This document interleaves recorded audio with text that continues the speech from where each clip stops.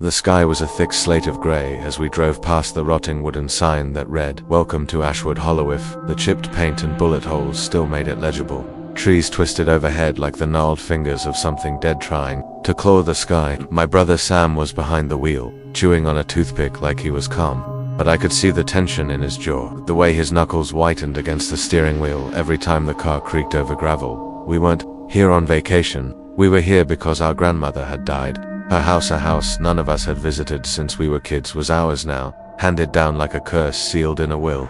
The lawyer's voice still echoed in my head. "You have to claim the property. In person, you both must be there. Claim it, like it was waiting." Ashwood Hollow wasn't on any modern map.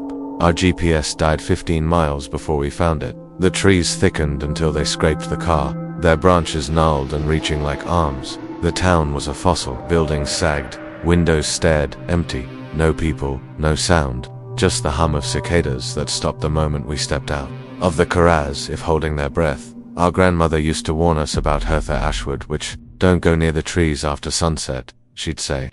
She watches from the dark. As kids, we'd roll our eyes, pretend we weren't scared, but I remembered the fear in her eyes when she locked the windows at night. I remembered waking up to her praying in a language I didn't understand. I remembered her burning bundles of herbs and whispering names. Now the house loomed before us. It was rotting, sunken in parts, the roof black with mold and clawed by branches. Ivy grew up the walls like veins over diseased flesh. The porch sagged under our weight, and the door was open. Sam swore under his breath. "Someone's been here." We stepped inside. The air was thick, wet, and stank of mildew, wood, rot, and something else, metallic, like blood. My throat clenched. Dust blanketed everything, yet the footprints stood out bare, small, leading from the door to the stairs. "Maybe kids broke in," Sam muttered. "No kid walks barefoot through this," I said, staring at the prints. The toes were too long, the arch too narrow. Something wasn't right. We followed them. Upstairs, the temperature dropped. I could see my breath fog the air. The hallway wallpaper curled like dead skin, revealing claw marks in the wood beneath. At the end of the hall, a door swayed slightly open. My stomach twisted. I pushed it. Our grandmother's room. Everything was just as I remembered, except for the thing on the bed. A doll, ragged, handmade, button eyes, straw hair, but the dress, it was mine. My childhood dress, the one from the picture downstairs. The same tiny rose print, the same tear on the sleeve. My skin crawled. Sam picked it up. "This is sick." I took it from him. The fabric was warm, like it had just been held. That night the screaming started. It wasn't human. It began as a low moan, then rose an animalistic wailing shriek that rattled the windows, like something was being torn apart in the woods. We froze. The lights flickered. Then they went out. We scrambled for the flashlight. Sam grabbed the bat from the trunk. We moved to the living room, keeping low, our breaths shallow.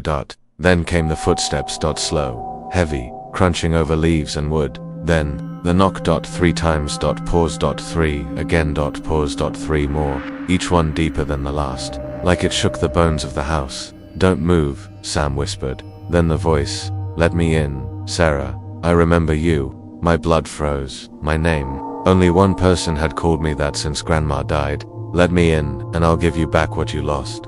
"My daughter." My knees buckled. "No, you're not her," I choked out. "You miss her, don't you?" The voice purred. "She cries for you in the woods, all alone, afraid." Sam stepped in front of me. "It's a trick," he said. "Don't listen." Then he gasped. His face went white. "She's here. She's in the trees." I turned. Through the living room window, I saw them, glowing faintly, a shape hunched among the trees, a silhouette unnatural. Long arms, joints, bent wrong, antlers, or branches, or both. We ran through the back, into the car. Sam hit the gas. The road twisted, but it twisted wrong. We drove for miles, but the town sign kept appearing.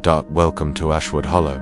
Over and over. The sky never changed. The light never shifted. It was always dusk. We stopped trying to escape. We barricaded the house. We waited. But every night the knocking returned, and every night the voice got more convincing. My daughter's laugh from behind the bedroom door. My grandmother's lullaby echoing through the attic. Sam's own voice calling him from outside.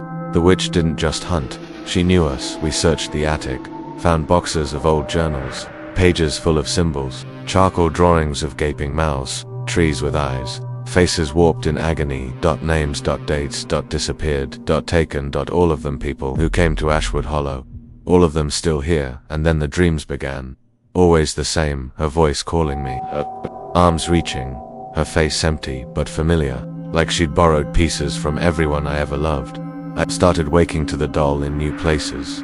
Closer, first on the floor, then the dresser, then the nightstand, then the pillow.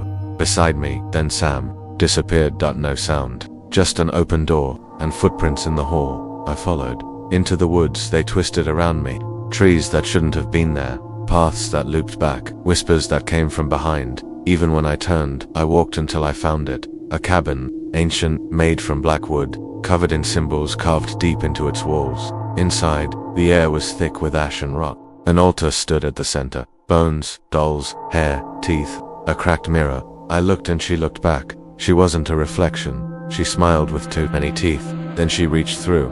I ran back to the house, slammed the door, tried to burn everything the fire wouldn't take. She won't let it. Now I'm writing this. If you find it, you're already too close. Don't listen to the voice. Don't follow the footprints. Don't believe what you see. She's not in the woods anymore. She's in the house. She's in you.